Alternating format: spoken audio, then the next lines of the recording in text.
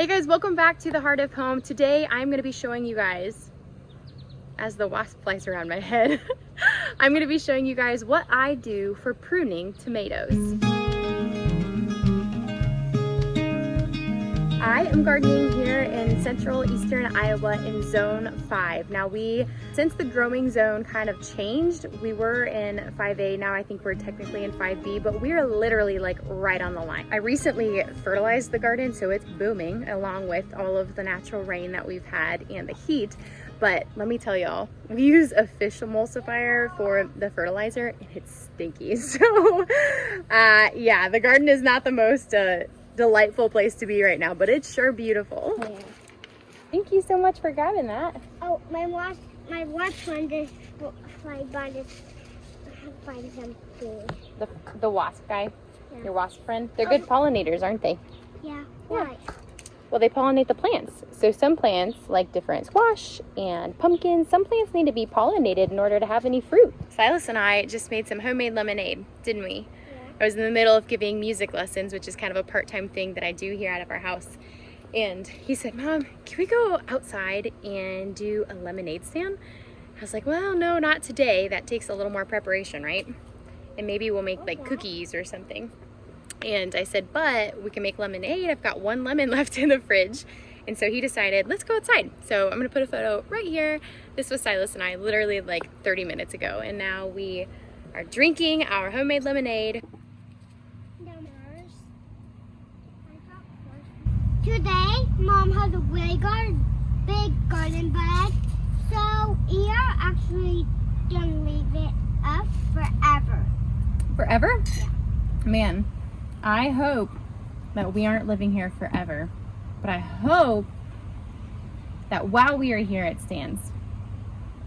And then we'll have an even bigger one. I just nibbled a piece of this arugula because I'm trying to decide if it is too bitter to eat for dinner tonight because we have so much of it and it's getting tall, and I'm trying to grow tomatoes right here, but the arugula is actually quite as tall. It's as tall as my tomatoes. I just bit into it and it is so tasty and so spicy, and even right here in zone 5 in the middle of July, it is still good. So this, just a little plug, is the Rocket arugula. It's like ROQUETTE from Organo Republic. If you're interested, if you love arugula as much as I do and you love varying varieties, go check it out. Did you like that? Really? I swallowed it quick. You swallowed it quick? Yeah. I didn't think you'd like it because it's spicy. It's good though, huh? Toddler approved. So I feel like there is much debate from people all over the world on if they do or do not prune their tomato plants. Now, there's a couple reasons why. Some people will do it just simply out of tradition. Some people do it because they truly believe that it changes the production of the plant. And some people don't do it at all because they're old school and they never have. And that's okay. I want to just preface this video saying that there is not just one perfect way to do it. I am just sharing the strategy that I use that I have found to be very helpful and effective in our tomato growing. You'll have to ignore all the co-planting that I've got going on here. I was really hoping that my tomato plants would take off before my okra, but with all of this heat, the okra is thriving. And it's about time to rip out that spicy broccoli kale, as I called it. The seed pods are finally dry enough for me to harvest. I need to do that this week, actually. But behind everything here, I think I've got 3 pineapple tomatoes here. And then we've got black Krim. This tall guy is just a pole cherry tomato. I'm not entirely sure. I got 2 of them here. Why I planted them here? I tried to plant my cherry tomatoes way over there. I've got Super Sweet 100 over there right now, but they can live here, obviously. And then next to them, I think we've got Big Beef. I think those are the 4 beefy varieties that I did this year. I do have a couple different varieties that I'm growing in the green stock. A sweet viewer sent me some of Barry's Crazy Cherries. I've been struggling to find any yellow cherry tomatoes that I actually enjoy or taste good at all, personally.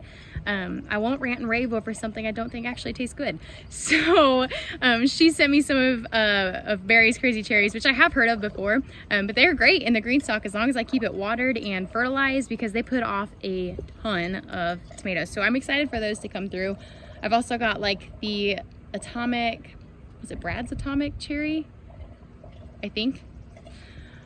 and I think there was one other one, but to be frank, I have lacked on watering my green stock because we've had so much rain and it still needs more water than the garden. So we'll see if they pull through. I should have done this a while ago. I've been putting it off. We've been sick the last week. We've been gone. We've been traveling. It's just, this is life. I'm a real person. This is what happens. And sometimes the garden gets out of control and it is just what it is. The seeds and the plants, they still grow without our help. And that's why like a stem like this coming off of my pineapple plant is basically a plant all in itself, because it actually started as an elbow to the beginning of this plant down here, but I never pruned them off because, you know, life. I have been trying to train these up the trellis. I know a lot of people will actually take a ripped up t-shirt, or there's actual like tomato clips that you can order online or through garden centers. You can use like twine. And I did that when they were first growing because we have like probably an 18-inch gap between the soil and the hog panel here. But it's not necessary, especially if you're in a suburban garden. Guys, just get outside in your garden every day. Oh, look, there's fruit. Sorry, I'm so distracted. Get out in your garden every day for just a handful of minutes. Like it takes 10 to 15 minutes. Come out here, pick some weeds, train your plants up against the trellis, you know, pick off the disease things. You don't want to pick the green tomatoes. They're going to turn red. Okay? They're not ready yet. You're as bad as a chicken in the garden, bud. All right, no thank you. No more.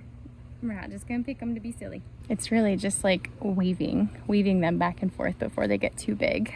If you get into training these plants up into the trellis by weaving like that, sometimes if the plant's too big, you will accidentally snap it off. And that's not the end of the world. The little armpits that I'm about to show you guys that I actually prune off, and this actually happened to me last year, which is so funny. They will take over as the main stem. It's not always the main stem or nothing else. So it's kind of cool how, you know, they were created to do that. I also want to show you guys something that I'm sure somebody might ask or notice, but you'll see here that I've got a lot of upward curling on these plants, this plant specifically, which I think is either a big beef or a black crim. Time will tell. Big beefs will be red and black crims will be a deep purple. But like I said, it has rained so much here in zone 5 this season that I have not needed to water this garden bed really at all. I think I watered it when I put these plants in, but that's really kind of been it. Now there is a virus that is common in tomatoes and it's called the curly top virus. I know that this curling is not that because it's also not being exhibited all throughout all of my plants. It is a virus that will spread, but typically like the leaves will curl upward. There'll be some yellowing or some discoloration in there. It's different from like a nitrogen or a nutrient deficiency. The leaves are a little more leathery during the curly top virus. It can be hard to identify, but because I know that these plants are a little stressed, the soil has been a little dry, it's been about 4 or 5 days without being watered, it's common. And I personally think that tomatoes with stress, especially if I am about to come harvest these, I would pick them in the middle of the afternoon when the sugars are most concentrated, when the plant's a little stressed out, because I feel like the fruit actually tastes better rather than, you know, picking after it's been raining or in the mid-morning when it's still a little dewy out. But just so you guys know, no, this is not curly top. It is just stressed because I have not needed to water my garden.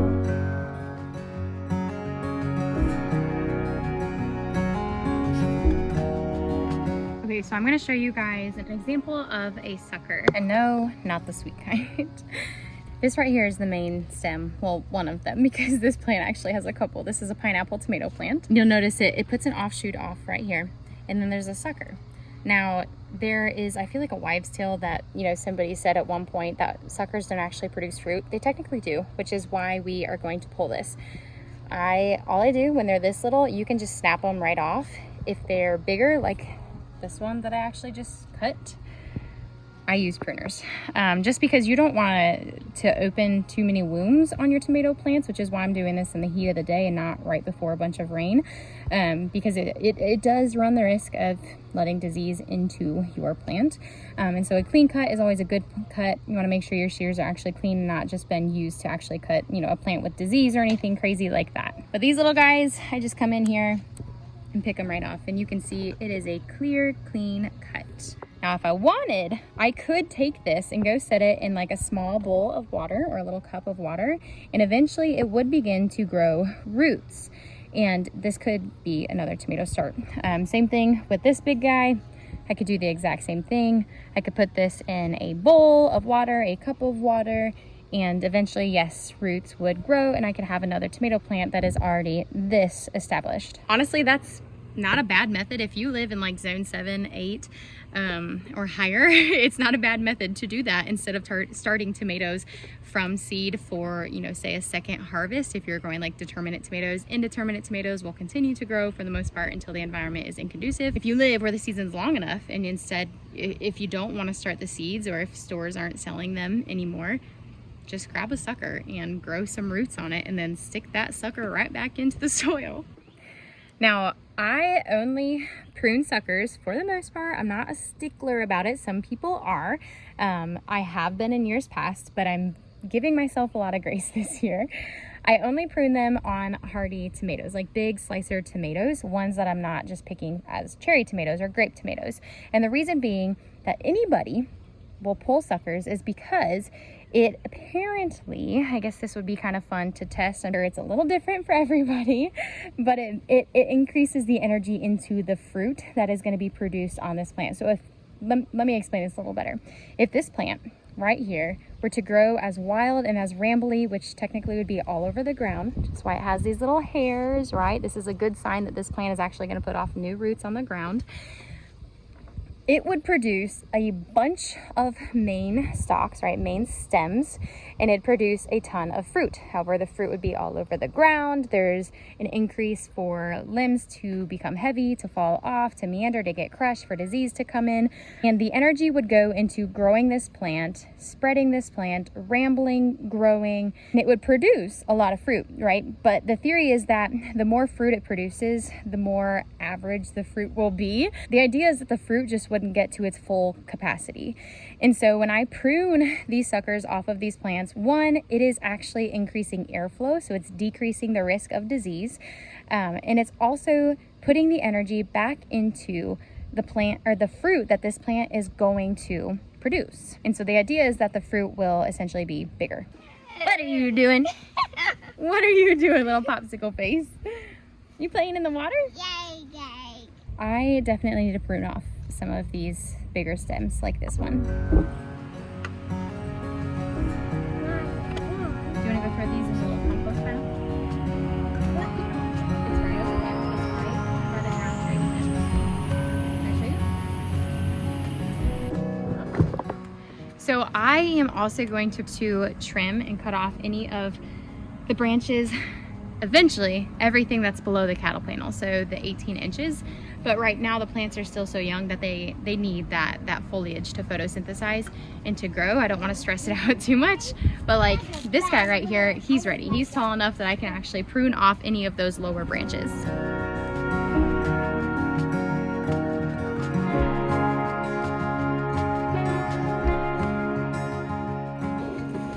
So the reason that I don't prune the suckers on my cherry tomato plants is for, well, that exact purpose. I would rather have more smaller cherry tomatoes than I would fewer large ones, whereas the big plants, obviously I'd take fewer tomatoes that are bigger in size and tastier at that point, rather than having a bunch of medium-sized to small-sized large tomatoes.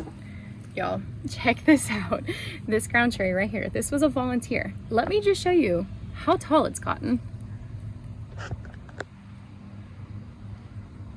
Are you kidding me?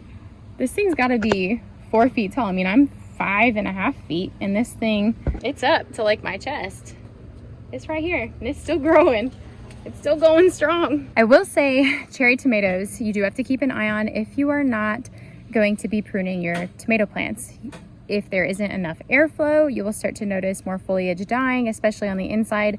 Fruit will begin to go bad because you won't see it to pick it. So I will come in here throughout the summer, especially as the fruit is beginning, and just prune off any of these limbs that don't have any fruit on them, just to clear it out, remove the chances for disease. But right now I can see right through this plant, so there is definitely enough airflow right now. But that's really it, guys. I am going to continue pruning these plants, pulling the suckers off, cleaning it up, getting this bed ready. My husband's about to mow the lawn again, which means we have more free mulch coming to the garden and more nutrients. So if you have any questions, please let me know in the comments below. Feel free to reach out to me on any of my social media platforms.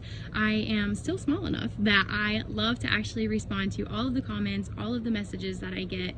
This is a community. This is what we were building here. This is what we're forming, and I can't do it without you guys. So to you, I say thank you.